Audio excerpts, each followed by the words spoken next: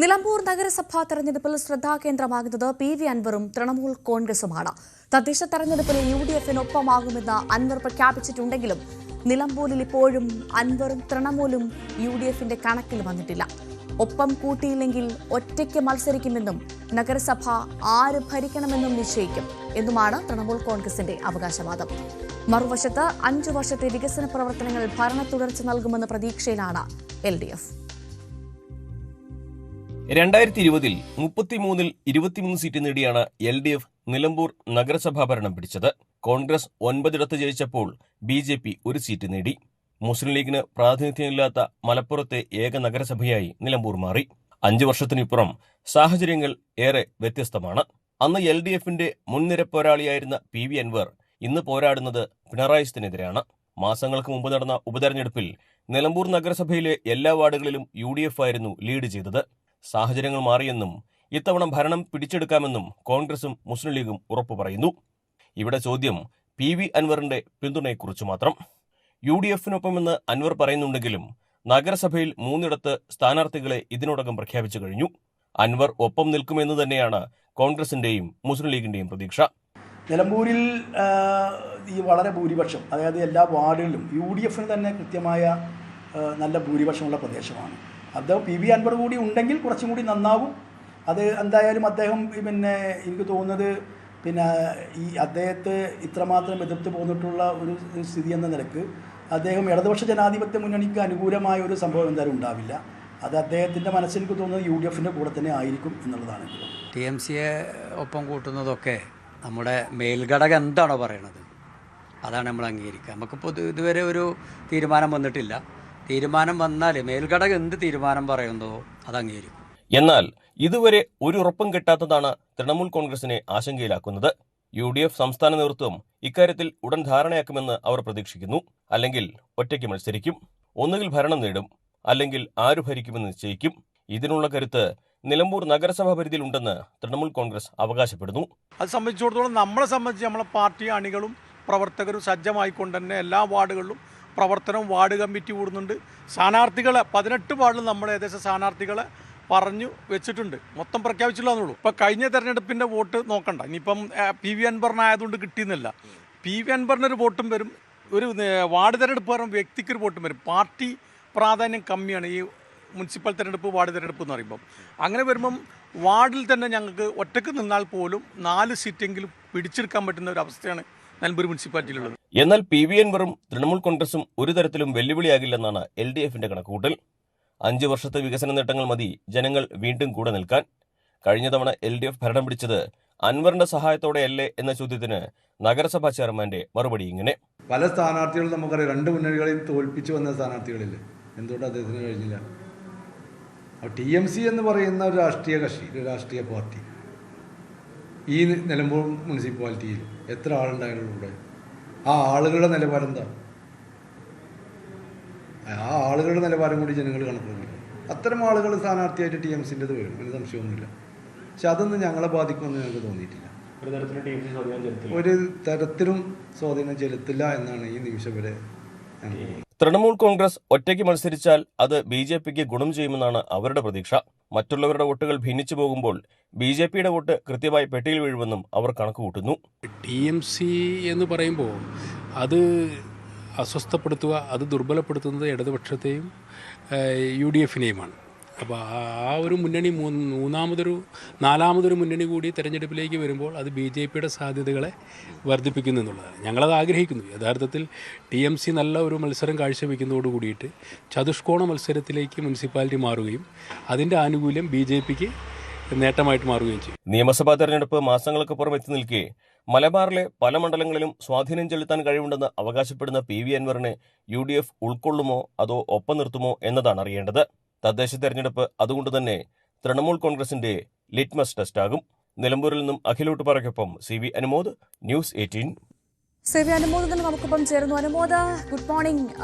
ഈ നിലമ്പൂർ രാഷ്ട്രീയത്തിൽ LDFന്റെ മുന്നണി പോരാളിയായിരുന്നു പി.വി. അൻവർ. ഇപ്പോൾ പക്ഷേ പിണറായി സത്തിനെതിരെ പോരാടുന്ന അൻവറിനെയാണ് നമ്മൾ കാണുന്നത്. ഏറ്റവും പ്രധാനമായി ഒറ്റയ്ക്ക് മത്സരിക്കും, ഒന്നുകിൽ ഭരണം നേടും, അല്ലെങ്കിൽ ആര് ഭരിക്കുമെന്ന് നിശ്ചയിക്കും. ഇതാണ് തൃണമൂൽ കോൺഗ്രസ് പറയുന്നത്. അതിനുള്ള കരുത്തുണ്ടോ നിലമ്പൂർ രാഷ്ട്രീയത്തിൽ തൃണമൂൽ കോൺഗ്രസിന്? അനുമോദം.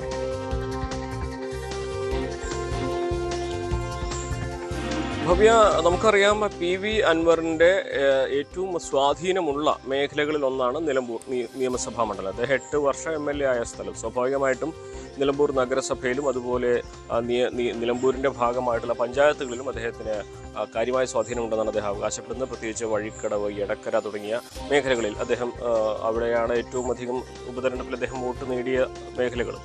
അപ്പോൾ നിയമസഭാ തെരഞ്ഞെടുപ്പിൻ്റെ മുൻപായിട്ട് തനിക്ക് ഈ ഒരു മേഖലയിലുള്ള കരുത്ത് തെളിയിക്കുവാൻ തനിക്ക് കൃത്യമായ വോട്ട് ബാങ്ക് ഉണ്ട്. ബൈ ഇലക്ഷനിൽ നടന്നതുപോലെയുള്ള ഒരു സാധ്യതയല്ല, താൻ നേരിട്ട് മത്സരിക്കുമ്പോൾ ഉള്ളതുപോലെയല്ല, തൻ്റെ കക്ഷിക്കും തൻ്റെ പാർട്ടിക്കും ഇവിടെ ജനപിന്തുണയുണ്ട് എന്ന് തെളിയിക്കുവാൻ PV അൻവറിന് ലഭിക്കുന്ന ഒരു അവസരമായിട്ടാണ് ഇതിനെ കാണുന്നത്. സ്വാഭാവികമായിട്ടും നിലമ്പൂരിലെ നഗരസഭ ആര് ഭരിക്കണമെന്ന് നിശ്ചയിക്കാനുള്ള കഴിവുണ്ട് അവർക്ക് എന്നാണ് അവർ അവകാശപ്പെടുന്നത്. 36 വാർഡുകളാണ് ഇത്തവണ പുനർവിഭജനത്തിന് ശേഷം നിലമ്പൂരിലുള്ളത്. കഴിഞ്ഞ തവണ 23 സീറ്റുകൾ നേടിയ ഇടതുപക്ഷം അധികാരത്തിലേറിയപ്പോൾ UDF കഴിഞ്ഞ തവണ ദുർബലമായിരുന്നു. അവർക്ക് ആകെ 9 സീറ്റാണ് കിട്ടിയത്. BJPക്ക് ഒരു സീറ്റ് കിട്ടി, മുസ്ലിം ലീഗിന് ഒരു സീറ്റ് പോലും കിട്ടിയില്ല. അപ്പോൾ ഇത്തവണ സാഹചര്യങ്ങൾ വേറെ മാറിയിട്ടുണ്ട് എന്ന് UDF തന്നെ അവകാശപ്പെടുന്നു. അവർക്ക് തുടർച്ചയായി കഴിഞ്ഞ തെരഞ്ഞെടുപ്പുകളിലൊക്കെ നേടിയ മേൽക്കൈ അവർ ആത്മവിശ്വാസം വർദ്ധിപ്പിക്കുന്നുണ്ട്. മാത്രമല്ല, മുൻപത്തെ അപേക്ഷിച്ച് UDF ഒറ്റക്കെട്ടായിട്ടാണ് ഇപ്പോൾ നിൽക്കുന്നത്. കഴിഞ്ഞ തവണത്തെ പോലത്തെ പ്രശ്നങ്ങളൊന്നുമില്ല. അതുകൊണ്ട് തന്നെ PV അൻവറിൻ്റെ കൂടി ഒരു സഹകരണം ഉണ്ടെങ്കിൽ മികച്ച രൂപത്തിൽ തന്നെ അവിടെ തൂത്തുവാരാൻ കഴിയുമെന്നൊരു പ്രതീക്ഷ അവർ പങ്കുവയ്ക്കുന്നുണ്ട്. അവിടെയാണ് അൻവറിൻ്റെ കണക്കൂട്ടൽ. അൻവർ പറയുന്നത്, അല്ലെങ്കിൽ തൃണമൂൽ കോൺഗ്രസ് പറയുന്നത്, ആര് ഭരണത്തിലേറണമെന്ന് തീരുമാനിക്കാനുള്ള ശക്തി ഞങ്ങൾക്കുണ്ട്. കാരണം പല വാർഡുകളിലും നേരിയ വ്യത്യാസത്തിനായിരിക്കും ഒരു ചതുഷ്കോണ മത്സരം വന്നു കഴിഞ്ഞാൽ വിജയികളെ നിശ്ചയിക്കുക. അപ്പോൾ അവിടെ തൃണമൂൽ കോൺഗ്രസ് നേടുന്ന വോട്ടുകൾ അത് കൃത്യമായിട്ടും ആരെ ജയിപ്പിക്കണം, ആരെ തോൽപ്പിക്കണമെന്ന് നിശ്ചയിക്കുന്ന സാഹചര്യം തീർക്കും. അതുകൊണ്ട് തന്നെ അവിടെ ഒരു സമ്മർദ്ദം തൃണമൂൽ കോൺഗ്രസിൻ്റെ ഭാഗത്ത് നിന്ന് നഗരസഭയിൽ ഉണ്ടാവുകയാണ്. UDFന് ഒപ്പം നിന്നാൽ, അല്ലെങ്കിൽ ഞങ്ങൾ ഒപ്പം നിന്നാൽ UDFന് വിജയം സുനിശ്ചിതമാണെന്ന്, അതല്ലെങ്കിൽ ആര് ജയിക്കണം ആര് തോൽക്കണമെന്ന് നിശ്ചയിക്കുന്ന സാഹചര്യത്തിലേക്ക് തൃണമൂൽ കോൺഗ്രസ് മാറുമെന്ന് പറയുമ്പോൾ സ്വാഭാവികമായിട്ട് അവർ സമ്മർദ്ദത്തിലേക്കാണ് നയിക്കുന്നത്. ഒപ്പം തന്നെ നേരത്തെ തന്നെ തൃണമൂൽ കോൺഗ്രസ് സ്ഥാനാർത്ഥികളെ പ്രഖ്യാപിച്ചതിനെതിരെ ലീഗിൻ്റെ ജനറൽ സെക്രട്ടറി വിമർശനമൊക്കെ നമ്മൾ കണ്ടതാണ്. അത് ഒരു സമ്മർദ്ദ തന്ത്രമായിട്ടാണ് തൃണമൂൽ കോൺഗ്രസ് കാണുന്നത്. UDFൻ്റെ അടുത്ത 2-ാം തീയതി UDFൻ്റെ യോഗം ചേരുന്നുണ്ട്. അതിലൊക്കെ തൃണമൂൽ കോൺഗ്രസിൻ്റെ കാര്യത്തിൽ ഒരു കൃത്യമായ ധാരണ വരും എന്നുള്ള പ്രതീക്ഷയാണ് അവർ പങ്കുവയ്ക്കുന്നത്. പക്ഷേ അതിന് മുന്നായിട്ട് തനിക്കൊപ്പം നിൽക്കുന്നവർക്ക് ഒരു ആത്മവിശ്വാസം നൽകാൻ, താൻ മത്സരിക്കാൻ തയ്യാറാണെന്ന ഒരു സന്ദേശം നൽകുവാനാണ് അദ്ദേഹം സ്ഥാനാർത്ഥികളെ പലയിടത്തും പ്രഖ്യാപിച്ചിരിക്കുന്നത്. അത് UDFൻ്റെ ചർച്ച കഴിഞ്ഞ് ഒരു ധാരണയിലേക്ക് എത്തുകയാണെങ്കിൽ ഈ സ്ഥാനാർത്ഥികളെയൊക്കെ പിൻവലിക്കാനുള്ള സാധ്യതയും മുന്നിൽ കണ്ടുകൊണ്ട് തന്നെയാണ് അൻവർ അത്തരത്തിലൊരു നീക്കം നടത്തിയിട്ടുള്ളത്. അതാണ് അനുമോദ, ഈ മലബാർ രാഷ്ട്രീയത്തിൽ വ്യക്തമായ സ്വാധീനമുണ്ട്, വ്യക്തമായ പങ്ക് തനിക്ക് വഹിക്കാനുണ്ട് എന്ന് അവകാശപ്പെടുന്ന അൻവർ ഏതെങ്കിലും തരത്തിൽ ഇടതുമുന്നണിക്ക് ഒരു വെല്ലുവിളിയാകുമോ അവിടെ?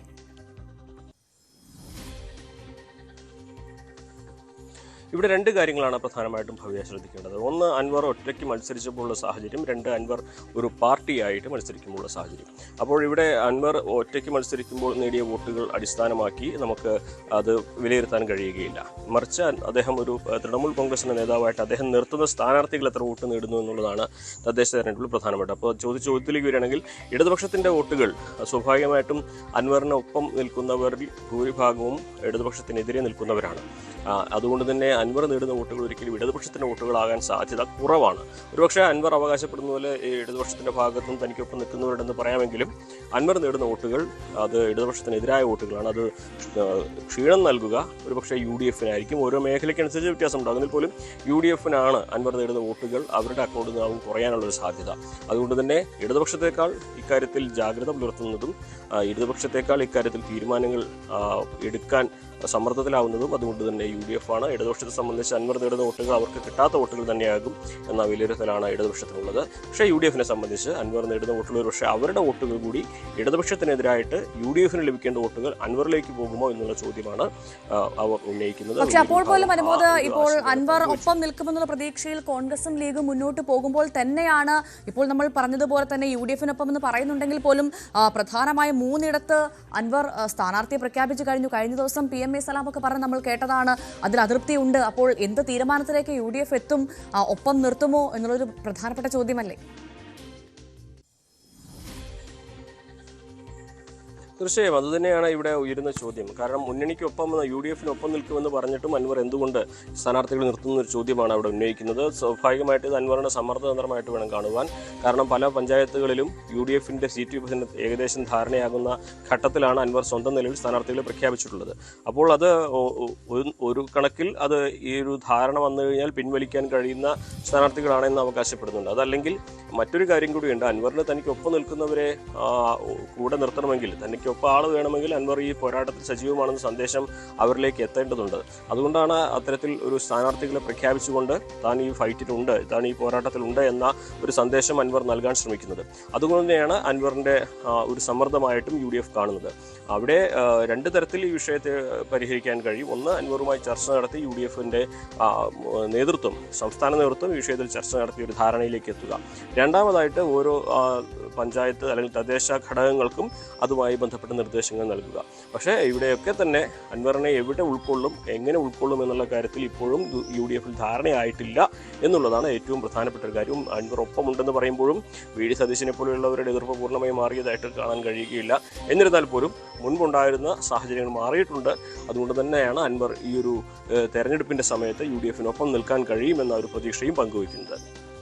അനുമോദ് സൂചിപ്പിച്ചതുപോലെ തന്നെയാണ് കാര്യങ്ങൾ. എന്തായാലും ഈ ഇരിക്കുന്ന തദ്ദേശ തെരഞ്ഞെടുപ്പ് അത് തൃണമൂൽ കോൺഗ്രസിന്റെ ഒരു ലിറ്റ്മസ് ടെസ്റ്റ് ആകും എന്ന കാര്യത്തിൽ സംശയമില്ല. CV അനുമോദാണ് വിവരങ്ങൾ പങ്കുവച്ചത്.